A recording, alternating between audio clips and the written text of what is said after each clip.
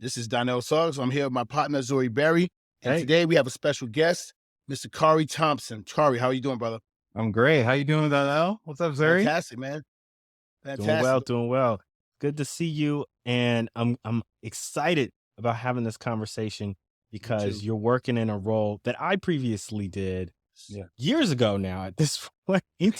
And I'm excited to hear about how it's changed and what it means for you and everything. So Small world, that's right? cool. Yeah, it's a Yeah. small world. I grew up reading you, Zuri. Oh, snap. Don't make me feel old. Not intentionally, but yeah, it's a compliment, man. Yeah, I hear you. You're a Boston Latin grad, which is also really cool. And then let me just start there, if I could, Donnell, if you don't Yes, mind. please. Because one of the interesting things that I think happens in most news organizations is they say they want to diversify. They say they want people who represent the community. And here you are working for the Boston Globe, Boston.com, and you are from Boston. You went to Boston Latin. Can you just talk about that just real quickly? Yeah, I mean, it's a dream come true, obviously, being a sports fan, growing up in Boston. You dream about getting a job that'll let you go to the games. And, it took me a winding 10-year path to get here, but now I'm covering my teams in my city. And as you touched on, just being like Black Bostonian, born and raised, Boston Public Schools product, like, it's interesting. Like, there's not too many of me. Unicorn. You're a unicorn. Let's just be honest. I don't know Frank. about all that, but yeah, it's pretty cool. It's pretty cool. I mean, it's got to be cool to walk the same streets you walked, see the same things you've seen as a kid. And now it's like, I'm one of those guys I was reading in the Sunday paper. Yeah, seriously. I mean, every time, my stuff makes it in the Globe, it's a point of pride. And obviously Boston.com is free, so everybody be reading it. So, yeah, it's pretty cool, man. So let's walk through your background and your journey, because that's what we're here for. This podcast is all about understanding the journalists that are representing them in news organizations in the media, and where they come from, and what their for lack of a better word, journey in this moment is. So tell us about where you started in terms of your media and journalism career, what you were doing in college, and how you first got your crack into the business. Sure. So I started out blogging when I was in high school, and it didn't go anywhere, but it gave me kind of that knowledge that, okay, this is what I want to do. So applied to journalism schools for college. I got a full ride to Hampton University. So that's where I went. Free school. Best decision I ever made. I had a bunch of newspaper internships while I was at Hampton. I interned at AL.com. I interned at the Wilmington Star News. I interned at the Daily Press and Newport News. And I did SJI, Sports Journalism Institute. So I got two of my Shout out to SJI. I'm a SJI grad too. We got a lot in common, Zuri. Yes. Yeah. So yeah, I did SJI. That was big as far as networking and helping me get a job. And yeah, I actually met Phil Kaplan through the process of just, SJI and applying and stuff like that. And he was one of the people that helped me get my first job in Memphis covering high school sports. So the story gets a lot shorter from there. I covered high school sports in Memphis for 3 years, and then I spent the last 9 months of my and Deion Sanders time in Jackson, Mississippi, covering Jackson State football. That's exciting in its own right. just being able to cover prime time. Yeah. Well, the interesting thing is going from prime to Belichick. My current job. Like, I don't think you could find two personalities that are so different, man. Yeah, absolutely. I wanted to talk to Khari about covering high school sports in Memphis. The basketball in Memphis is a big deal. Right. High school basketball is a big deal. So I know that had to be a great experience for you, kind of being in the middle of things. Yeah, my first year in Memphis was James Wiseman's senior year. So we had the number one player in the country in our backyard. And that was an experience in and of itself, because that was a saga from, them putting together that team to Penny getting the job at Memphis, to Wiseman and them losing their senior year. Then the TSSAA, the high school association out there, stripping one of Memphis East's titles because of the stuff that went on between Penny and Wiseman. So it was a whole saga, and it was pretty cool being in the middle of it for sure. Man, I mean, so let me back up here because I think this is really cool, and I do want to get into the, I guess, change from Deion Sanders to Bill Belichick, and I certainly have my feelings about covering him for so long myself.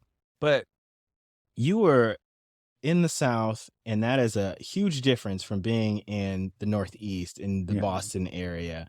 Can you just talk to us a little bit about that change going into the South, being an intern in newsrooms like in AL.com and then in Memphis, and just what that was like for you culturally, just moving and getting up to speed on all of the things and the things that are important there?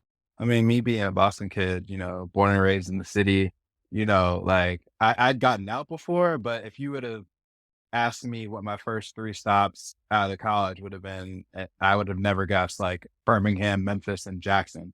Uh, so it was cool, man. I'm a big fan of the South. I like warm weather. I like cheap rent. I like friendly people. I like interesting sports scenes. And, Memphis and Jackson both had all that stuff. And when I was in Alabama, there was SEC football recruiting to cover. So there was just a ton of interesting stuff going on. But I like the South. What's your favorite memory from that time period of your life, going from those sort of 3 even distinct cities there? Let's see, favorite memory. I mean, there's a lot, man.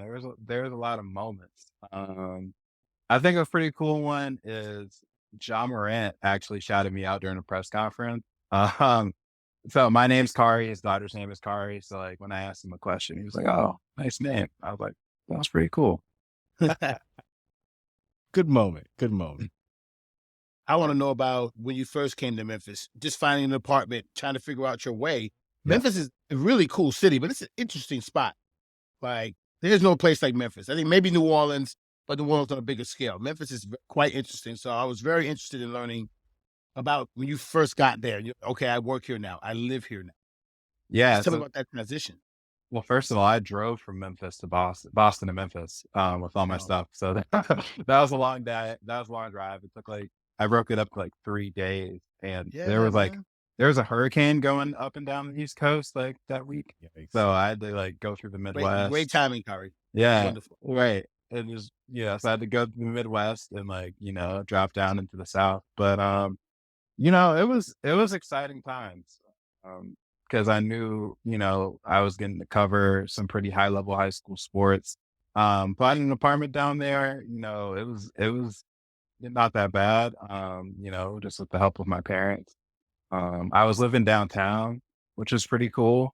Yeah. And because Memphis is so affordable, you can't do that on a prep salary in most cities, but I was able to. I was right in the mix of everything, like walking distance from FedEx Forum and stuff like that. So it was definitely wouldn't have happened in Atlanta. No, or Boston. Forget about it. I don't even think, I don't know how people afford to live in Boston, period. It's insane. Yeah, before we started recording, you were telling us that you live in Dorchester. I was like, "Oh man!" When I lived in the city, I lived right at the edge of Dorchester and South Boston, and I remember thinking, I don't know if I can do this much longer. And now it's like 3 times worse. Yeah, no, for real. I mean, my grandmother passed, so I'm actually staying at her place. I'm sorry. Yeah. God bless. Sorry about that. Yeah. Tell us about this James Wiseman. I think for folks who don't know, he was a fantastic basketball player in preps and was drafted by my Golden State Warriors, and this year was just traded to the Detroit Pistons. But can you give us a little bit background on what happened there and what you were in the middle of? Yeah. So again, I arrived during James Wiseman's senior year. So that was the year he committed to Memphis. That was one of the first stories that I did, just because he pulled out a unicorn. So I kind of during his announcement, so I kind of wrote where did James Wiseman get this unicorn and what does it mean? story. But that kicked off, just a very interesting time. Wiseman's team made it to the state championship game that year, but they lost to a high school team out in East Tennessee called Bearden. So, it was kind of interesting seeing, like, you got this 7-foot dude who's going to the NBA. There's no one else remotely close to it on the floor, but you guys don't bring home the gold. But that they had also lost a lot of talent because that was a year after Penny left, and obviously he took some guys with him to Memphis. So there was that. And then so basically, for people who aren't as familiar with what went down when Wiseman was at Memphis, he played like 3 games or something ridiculous before he got suspended because Penny paid Wiseman's mom $11,500 to move from Nashville to Memphis. Wiseman is from Nashville, so they moved down to Memphis. And so the NCAA didn't really punish Memphis much further than that, but they suspended Wiseman. And I think they were making an example out of Wiseman because Memphis decided to play him after they were advised not to. So there was that whole saga. The TSSAA ended up, I think I said before, stripping a championship. When you say Penny, you're talking about Penny Hardaway, right? Penny Hardaway, yes. That's right. Memphis legend. Yeah. University of Memphis coach Penny Hardaway, former Orlando Magic star Penny Hardaway. Yeah. That Penny. Oh, yeah. Little Penny. Yeah. Big Penny. Yeah.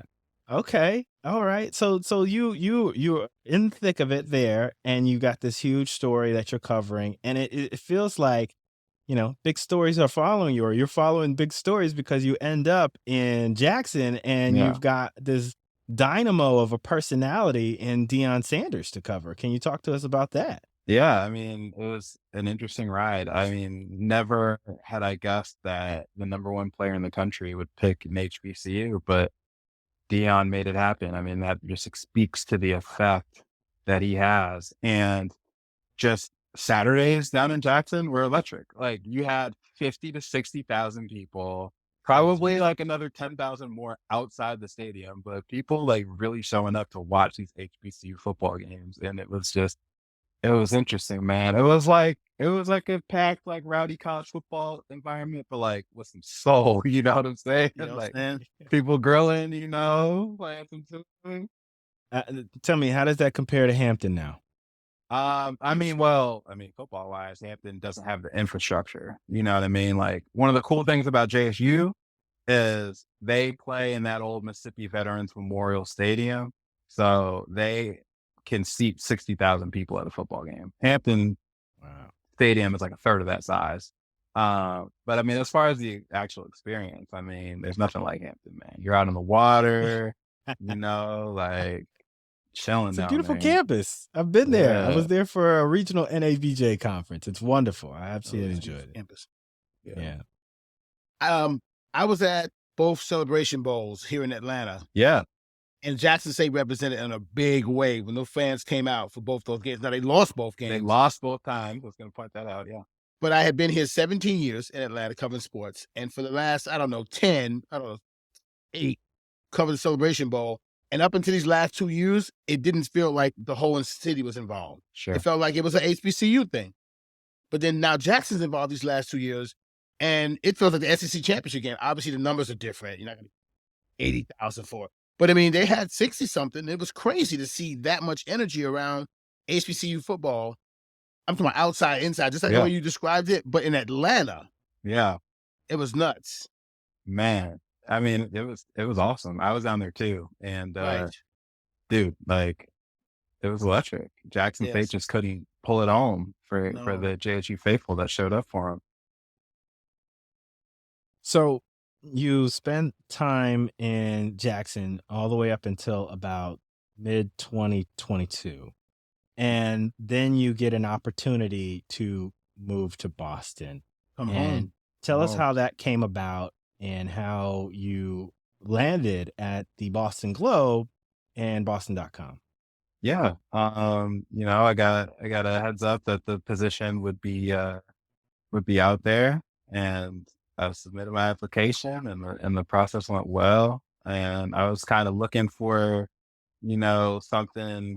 some kind of growth because, like, I had covered high schools for a solid like 3 years. So I put my time in there, put my time in on the college beat, and kind of suspected Deion was going to leave. So like, You both found higher ground. yeah. So I didn't think I would leave before he did, but I thought I might be doing something else in a little bit. And I was straight up about that when I took the job. So it was time, I guess, for a bigger move.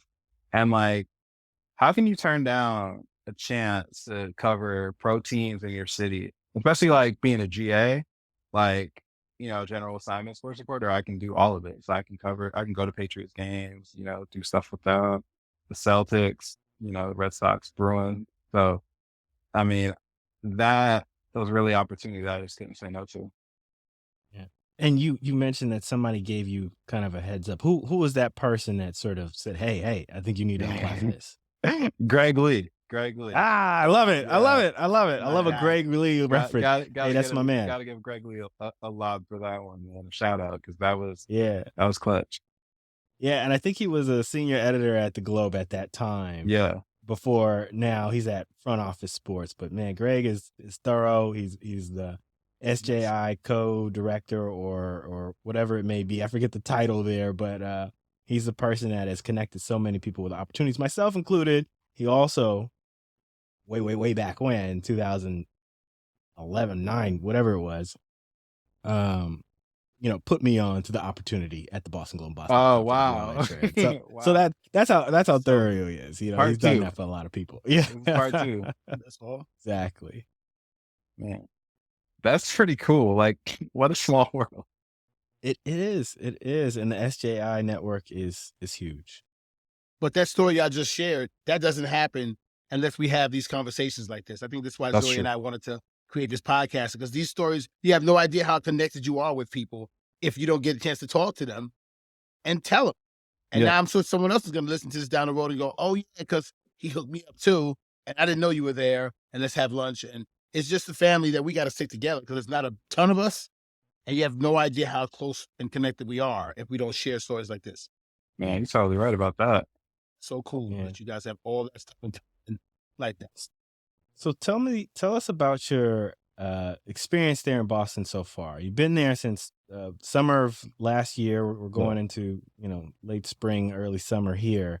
Tell us about your experience there. What are you covering? What's your main focus, if you will, in terms of day to day? Walk us through it. So as a general assignment sports reporter, my job is to cover pretty much anything, like the 4 pro major sports teams. Even if there's an interesting high school or college story, I'll jump on it. But it's really about going where I'm assigned. So I jumped in covering Patriots training camp in August, and I covered that whole season, and the issues that New England had on offense in particular, and how close they were, making it almost to the playoffs within a game, you could argue. And so went from Patriots straight into Celtics, which has been a fun ride. Obviously, they lost last night, which I know Donnell was at the game, and he's gonna tell us all about how the Celtics Cannot lost. wait to talk about this. Yeah, got one game. Good job. Yeah. You get another one tomorrow, but go ahead. Ooh, okay. But yeah, so I've been covering the Celtics, and I just can't believe that I'm covering the NBA Finals potentially run in my city. Wonderful. And let's go back to what you mentioned earlier. That transition from Deion Sanders, again, dynamic personality, effusive. Right. The man talks. He's a talker. You walk to Belichick. Bill Belichick with the Patriots. And if you're at those Wednesday press conferences, if you're at their post game and whatnot, you hear a lot of grunting, you hear a lot of clearing of the throat, but not a lot of talking. So what is that like for you? You also hear a lot of repeating phrases. He loves to do like, we're on to Cincinnati. Like, you know what I mean? He'll go into one of those modes. It is what it is. Yeah, I was there. I was there for the day by day press conference when they just kept asking about, you know, the quarterback situation, and they weren't trying to talk about it the whole time. Yeah. Every answer, Belichick's like, day by day, Phil. Like, just day by day. So what do you like better in terms of? I mean, I know it's like, everybody wants to cover pro sports, but I could tell you from my personal experience, and maybe Donnell will speak to this too, but I tend to have liked covering the high schools and the colleges more than I did like covering pro sports. And that was partly because of my experience covering the Bill Belichick Patriots. What do you think about that? Well, Zuri, let me ask you, was it like that initially, or did it like become like that? Because I'm still in the first phase where like everything's new to me. I'm like, oh, No, they had already won 4 Super Bowls by the time I got there and started covering them, or whatever it was. So yeah, he was full on into the I'm not going to answer much or speak no, much. I meant your answer. Like I meant like when you were talking about just how you didn't enjoy covering pros as much. Was that immediate or was it gradual? Oh, I think it was gradual. I think it was Yeah. gradual. Because I wanted to cover, and again, I'm from San Francisco, in case it's not obvious from the hat, but I wanted to cover It is obvious from the hat. the Niners. I wanted to, cover pro sports from that perspective, from the Bay Area. And when I got into those locker rooms, everything was just new. Yeah. And That's you're where I'm like, at right now. it was really cool. And then you do it and for 1, 2, 3 years, and all of a sudden you're like, oh, like I want to go cover a team that's actually has a Deion Sanders type who's loquacious. Like that's what I want. I mean, obviously everything Deion says is a headline. So like that's pretty great. Like people care about everything that guy does. So that's pretty great from a perspective. It's like people are gonna read your stuff, people are gonna notice you. Was the access particularly great? Could I like call do I have it to the point within the first couple of months that I could call up Deion Sanders whenever I wanted to? No. But that was an interesting experience for sure. But also, I mean, the NFL, man, I don't know if you guys remember the first time you walked into an NFL locker room, but that's one of those moments where it's like, whoa, like I'm here. This is the big leagues, I think my difference for what I'm doing in Atlanta covering pro sports is what you guys did in probably one of the best sports cities in the world. I'm not going to diss Atlanta. We have everything. But the fact is, you all were coming into programs that have won multiple titles in multiple sports. In Atlanta, welcome the media because of the fact that this Falcons are going to be bad this year. Yeah. The Braves were never bad. Braves were never bad, but they didn't win a title until the year before.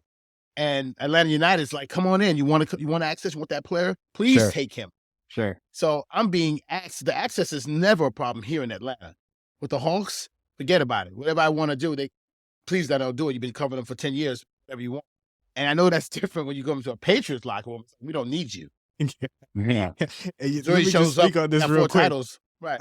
Before you chime in, Khari, let me just say this, that I love that little nugget about Atlanta United saying, come, please, because that's exactly how the New England Revolution was when I was there. Exactly. They were like, come over. We want you over here, Zuri. Come on, come cover this. Yes. Yeah. And Atlanta Dreams the same way. Like, you want somebody? Yeah. Tell me when you have time, and I'll get her for you. Yeah. Big difference in a lot of other cities. Yeah. No, I completely agree. But it was interesting though, because when I was talking about the access, I was talking about JSU. I was talking about like JSU hadn't won anything. Yes, but they had a different regime, man, that was running the ship kind of different. Mm-hmm. Deion's experience with the pros kind of came in there and immediately made it into something when there was no history of anything. And yet he's here now and they're running it like a pro team almost, huh? The media and everything. Wow. Let's just say Clarion Ledger and Deion Sanders didn't have the best of relationships even before I got there. There are a couple incidents. You guys remember that incident when a reporter was calling him Deion? Yeah. And Deion walked out of the press conference and said he didn't walk out of the press conference. I do remember that. Yeah. I remember that. So that was my paper. I remember reports of a black reporter getting banned from Deion press conferences. that was my paper, different guy. There was some issues that were Well, apparent from the start. tell us how you guys navigated that and how you navigated that, because this is actually something really important for younger journalists to understand, and I understand that there's a spectrum of experience here, but like a lot of it is just relationship building or repairing, Yeah. right? And I think you were in a relationship repairing situation when you got to cover a team like that. So can you talk about that? I mean, I tried. My approach was, if there was anything where they were letting folks know that they were going to be there, I was going to show up and just see what happened, see if I can bend a few ears, get people to talk to me, and establish some goodwill. Did I get kicked out of most of those? Yep. Did I have a face-to-face conversation with DM, like at one of those? Yep. Did it go a long way? No, not really. But you still have to make content. You can't just pack it up and go home, like I can't write nothing. So what you do is, what I kind of got taught was to write around them. Like, you can develop other sources. JSU has other Hall of Famers that you could do throwback stories on. You can hit harder with the analysis. Like, that's the sort of thing where if I don't have it like that, with one guy, that's not the end of the world. There's many ways to skin a cat. And that's so interesting that you say that as well, because that's how I felt like the sports reporters and writers in the Boston market have to treat the Patriots, because there's a lack of access or sources within that building. They're not very talkative. Again, they always say the sort of same things as you noted. So they find themselves writing around it, doing more analysis. Do you see that as still the case?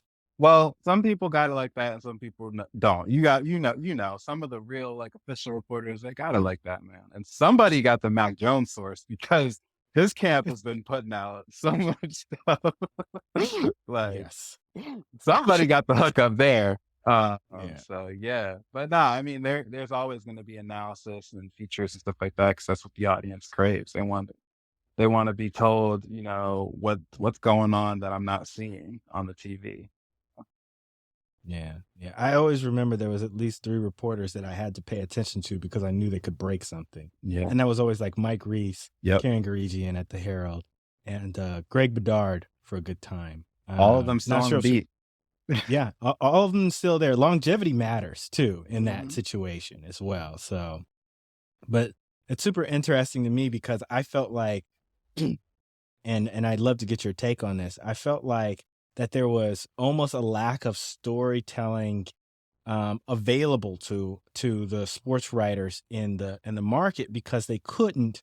I'm talking about specifically on the Patriots beat, because they couldn't talk to the players in a way that, let them show their personality, let them, be something more than a player themselves. What do you think about that? Are you able to dig a little deeper with folks than maybe say the X's and O's?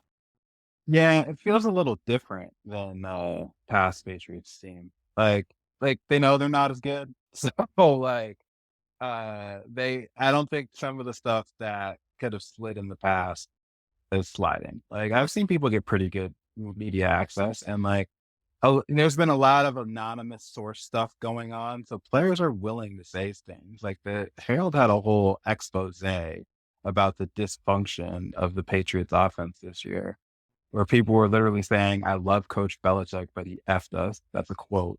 Like, like anonymous quote. Yeah, I remember an anonymous quote. So that's, some people are going the anonymous route. Some people are getting their features. I mean, that's one of the cool things about reporting, is that whatever you're good at, whatever you can get, that's you. Got it. I think that's a cool part about your job, because if that gets a little stale, let me see what's going on in basketball. Let me see what's going on somewhere else. And that's really cool. That's really cool. The beat guys have no choice. Yeah, that's true. They got to deal with this crap all year long. That's true. That's a good point. Khari, do you get to travel a little bit? No, just the home games. Okay. Because BDC is owned by the Globe, so it's standalone, but the Globe is traveling people. So for folks that don't know, Boston.com is the free site Yep. BostonGlobe.com is the paid-for subscription site associated with the newspaper. And historically, prior to this incarnation of it, they were one. There was only one site, and it was Boston.com. I remember that. Boston.com was the homepage of the Boston Globe. And that's what I worked for when I was there for 4.5 years. And at the tail end, the Boston Globe was sold by the New York Times Company to John Henry, the current owner, who is the owner of the Boston Red Sox and the Liverpool Football Club. Yep. Among other franchises. things. Yeah, it was huge franchises. Yeah. And so there's a lot going on there. But as the Globe went under John Henry's ownership, they ramped up the subscription site, BostonGlobe.com, and really split the staffs. So while they were integrated, or fully integrated, I should say, before, they sort of split there. I don't know if it's different now. Can you talk to us about that? Like, how often do you work with the Boston Globe directly and their staff versus just sticking with the Boston.com crew? Boston.com is considered a standalone entity under the Globe's brand. That's kind of how they put it. So, it's our own staff. And forgot, what's your second question? Are you guys coordinating at all with the Globe staff, or if at all? Sometimes I'm in some meetings. And when I write something that, I don't know, the Globe wants to pick up, they'll pick it up. But that's kind of it, really. You ever get yourself in the paper? Yeah. I Nice. think most recently I wrote a story on the Trae Young overrated chance. I think my headline was Trae Young's peers voted a most overrated player in the NBA. And Celtics fans, let them hear it. Oh, the Athletics. The piece, poll. the anonymous poll. Anonymous poll. Anonymous poll. There's a lot going on in that, which it's timely. I mean, you're in the middle of a series, and it's just like the guy's not playing well. He wasn't playing well games 1 and 2, and he finally did something last night. Didn't play well for first half either last night. So that's 2.5 games. He was kind of yeah. I'm not a big fan of anonymous polls. I'm not an anonymous poll fan. So what are you excited about in terms of this coming year for stories to cover? I mean, obviously, right in front of you is the potential of a deep Celtics and Bruins playoff runs, but I'm interested in the storylines that you might want to or are looking forward to covering. Yeah, I mean, obviously, that whole run is going to be huge, both in the Celtics and the Bruins, and I'll be focusing more on the Celtics. I don't know. There's just so much going on, man. I mean, you got the Red Sox and trying to figure out what they're going to be and what their pickups are going to look like. And, you got the Celtics, you got the Bruins, and then you got a whole heck of a lot of Patriot stuff because you got the draft next week. That's right. Everybody wants to know what they're going to do with that number 14 pick. Like, big stuff going on over here. Quarterback situation. Is Mac Jones the guy? See, I don't know. I don't know. I mean, because everyone... Don't give up on him. Don't give up on him yet. I'm not not... like my jet, please. I'm not giving up on Mac. All I'm saying is this year was pretty un-Belichickian because it used to be all about the Patriots way, and it used to be all about, like, the best player plays. And if we look at it objectively, you can argue competition, but if you looked at it objectively, same quarterback, same line, same coaches, you could argue different play calls. Bailey Zappi was the better quarterback last year. Like, if we're looking at it for real, stats and eye check. But Mac got the opportunity. They're kind of thinking like some of these other GMs think that you got to cater to your first round pick and stuff like that. That wasn't the Patriots I grew up watching and hearing about. Wasn't Zuri? No, not at all. No, I remember the controversy over moving from Wes Welker at wide receiver to Julian Edelman. And we all know how that turned out. Wes Welker was on his downward arc of his career, and Edelman was on the upswing, and he did phenomenal. And I remember the training camp being there and watching with my own 2 eyes and seeing Edelman dominate that camp and thinking to myself, we got to get this guy the ball. Put the ball in his hands. Do something. He's got to be on the field. And so, I mean, if you're seeing it in that way and objectively, I mean, like, yeah, if he's the guy, he's the guy. But I'm interested in all this scuttlebutt that's going on with, Sure. Trey Lance of the Niners and these different things. I mean, They're for not going to sports trade people, for Trey Lance. We just yeah, he's injured. love crafting narratives. Yeah, Right. Like, absolutely. they were not getting Lamar Jackson. Like, could you think of a more un-Patriots-like move to get Lamar Jackson? First of all, second of all, they had Randy two Moss. chances at drafting him. They had two chances at drafting him. They had 2 first-round picks the year he was drafted.